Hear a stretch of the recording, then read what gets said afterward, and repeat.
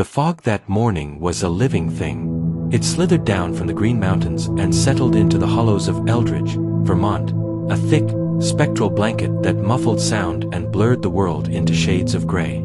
For Emily Hargrove, it was just another element on her daily jog, a cool kiss against her skin as she followed the familiar trail behind the old mill pond, her golden retriever, Buddy, a blur of joyful motion ahead of her.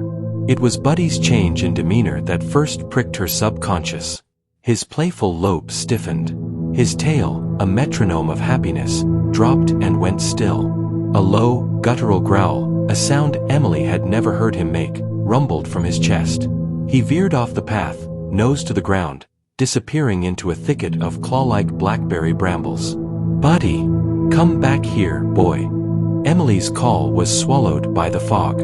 She heard him barking now, not his usual happy yelp, but sharp, staccato, urgent barks of alarm.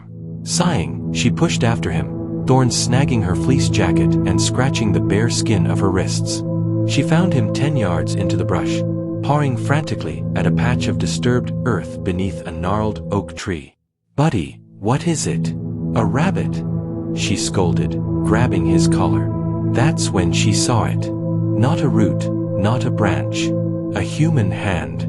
It protruded from the loamy soil, palm up, fingers curled in a final, desperate grasp towards a sky it would never see. The skin was waxy and bleached of color. The nails, chipped and peeling, were painted a faded, cheerful red that made the image all the more horrifying. On one finger, a small silver ring shaped like a book was crusted with dirt. Emily's breath hitched. The world telescoped down to that terrible, pale hand. The fog pressed in, claustrophobic now. A high, thin whine escaped her lips before her brain could process it. She stumbled backward, falling onto the damp ground, her eyes locked on the ghastly sight. Buddy whined and licked her face, but she was numb. Fumbling in her pocket, her trembling fingers finally closed around her phone. The 911 operator's voice sounded impossibly distant, tinny. "There's a body in the woods by the mill pond," she whispered, her voice breaking into a sob. "Oh God, there's a hand, just a hand sticking out of the ground." The victim was identified within hours. Sarah Kline, 28, the town's librarian. She had been missing for 3 weeks, her disappearance a creeping vine of worry in a community where people didn't just vanish. The autopsy report was a document of pure horror. She had been bound with duct tape, beaten savagely, and strangled to death. There was evidence of prolonged torture and sexual assault. The medical examiner noted the specific pattern of the bruises, the defensive wounds on her arms. They spoke of hours of agony before the final, merciful silence. Her body had been dumped in a shallow, hastily dug grave near a place where families fished for trout on sunny weekends. The killer had been careful. No murder weapon was found. No obvious fingerprints. But the profound brutality of the act screamed of intimacy, of a personal, venomous hatred. Eldridge, a quaint town of 5,000 where everyone knew each other's business, reeled. The peace they had taken for granted was shattered, replaced by a pervasive dread. Neighbors eyed each other with newfound suspicion. Who among them was a monster? To understand death, Detective Marcus Reed first had to understand life. He began building a portrait of Sarah Kline, and the image that emerged was complex, layered with light and shadow. Publicly, Sarah was the town's beloved book angel. She had grown up in Eldridge, the only daughter of Evelyn Kline, a waitress at the local diner who had raised her alone. The official story was that Sarah's father had died in a car accident when she was 5. Evelyn herself had succumbed to a swift and brutal cancer 2 years ago, leaving Sarah truly alone. She had returned from the University of Vermont with a degree in library science and poured herself into her work, organizing children's story hours and book clubs for seniors. She was quiet, gentle, always with a kind word. But in the privacy of her small, neat apartment above the antique store, a different Sarah emerged. Detective Reed found her journal. Its pages were filled not just with mundane daily musings, but with intense, detailed reflections on infamous true crime cases: the Black Dahlia, Jack the Ripper, the Zodiac Killer. She analyzed the psychology of the killers, the trauma of the victims. Interspersed with this macabre research were more personal, chilling entries. "The past is a ghost that never leaves," she wrote in one. Asterisk, "It whispers in the silence. What if my own story ends in blood? What if the monster isn't a stranger?" Asterisk. Interviews with her small circle of friends painted a picture of a deeply introspective and increasingly anxious woman. Clara, her closest confidant, described a recent shift in Sarah's demeanor. "She was always a little sad, ever since her mom died. But the last few months, she was jumpy, preoccupied. She started seeing a therapist in Burlington. She told me it was for grief, but I think it was more. She said she was trying to remember things." Phone records confirmed weekly calls to a number in Burlington, registered to a Dr. Elias Thorne, a respected psychiatrist. When Reed visited his elegant office, Thorne was the picture of professional composure. He spoke of doctor-patient confidentiality but, under pressure, offered generalities. Sarah was struggling with anxiety and what he termed a dissociative episode related to repressed childhood trauma. He described her as fragile and highly suggestible. The most significant discovery came from a deep dive into Sarah's family history. There was no record of a car accident involving her father. In fact, there was no record of him at all after 1999. Digging deeper, a state social worker uncovered a sealed file.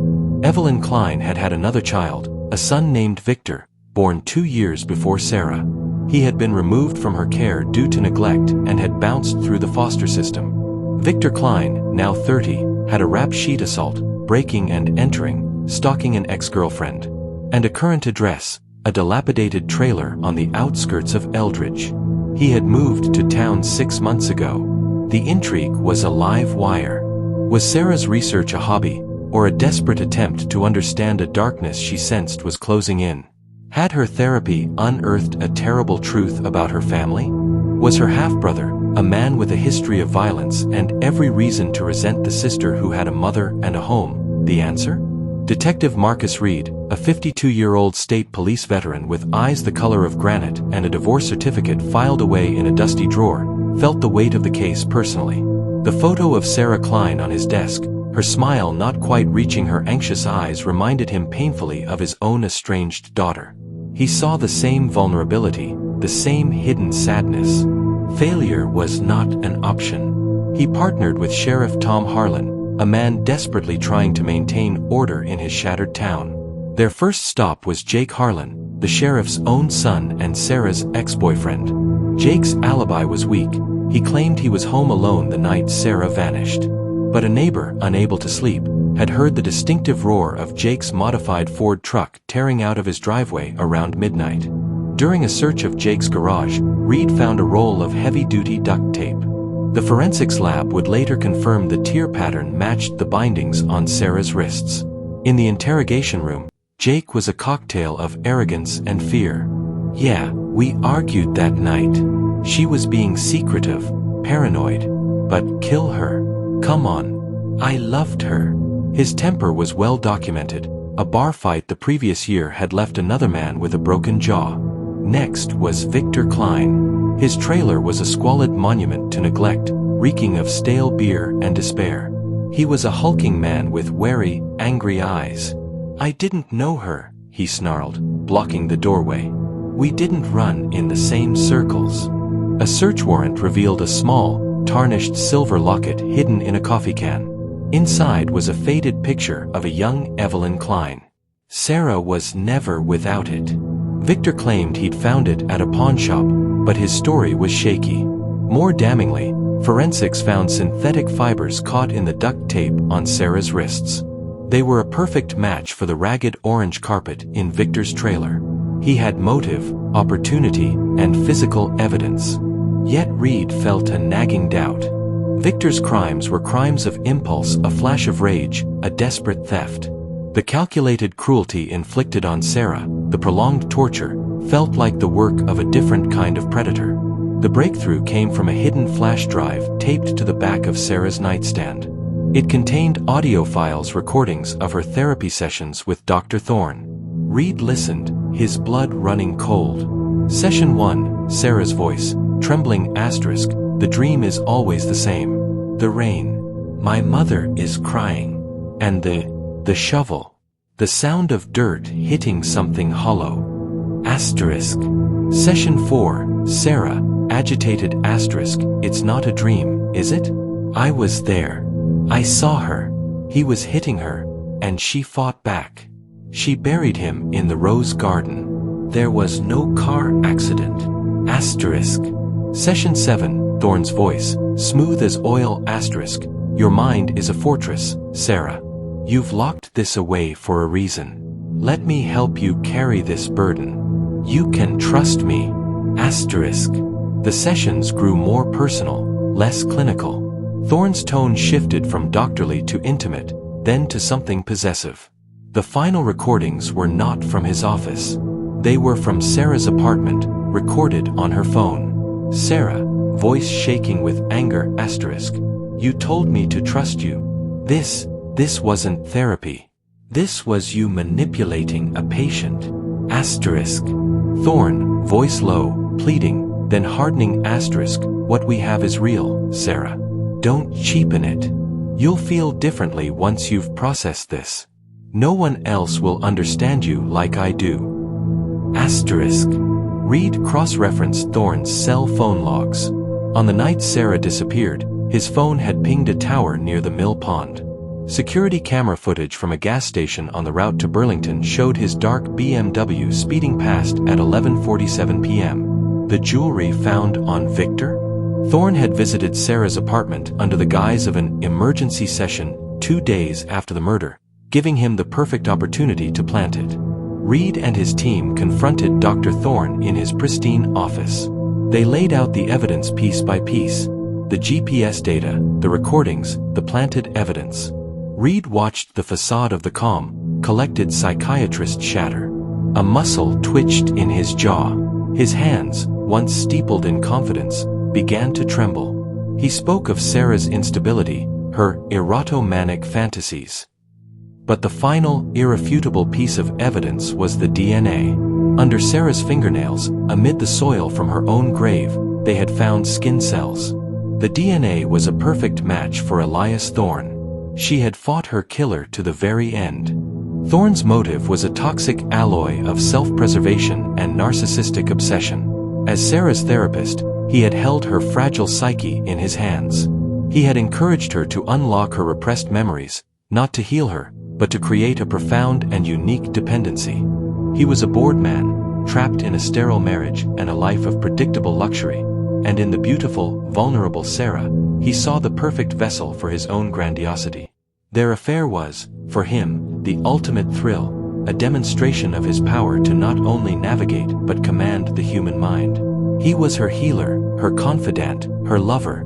He was her god. But when Sarah's memories crystallized into the horrifying truth of her mother's crime, the dynamic shifted. The trauma that was supposed to bind her to him instead shattered her. She saw his manipulations for what they were. Her threat to expose him to destroy his reputation, his career, his carefully constructed life was an unforgivable betrayal. His motive for the murder was cold, clinical elimination of a threat. But the method, the binding, the torture, the savage intimacy of it was driven by a furious, narcissistic rage. She had dared to reject him, to defy her creator. His attempt to frame Victor was not just a plan to escape justice. It was the final, contemptuous rewrite of her story, a last act of control over the patient who had dared to defy her doctor. Elias Thorne's arrest was a media spectacle, played out on every national news channel. The image of the handsome, respected doctor in handcuffs, his head bowed as he was led from the courthouse, became an indelible symbol of hidden evil. The trial was a sensation that laid bare the town's trauma. The jury heard the recordings, saw the cold forensics, and listened to Thorne's own damning testimony. He was convicted of first-degree murder and sentenced to life in prison without the possibility of parole, his professional life and reputation erased forever.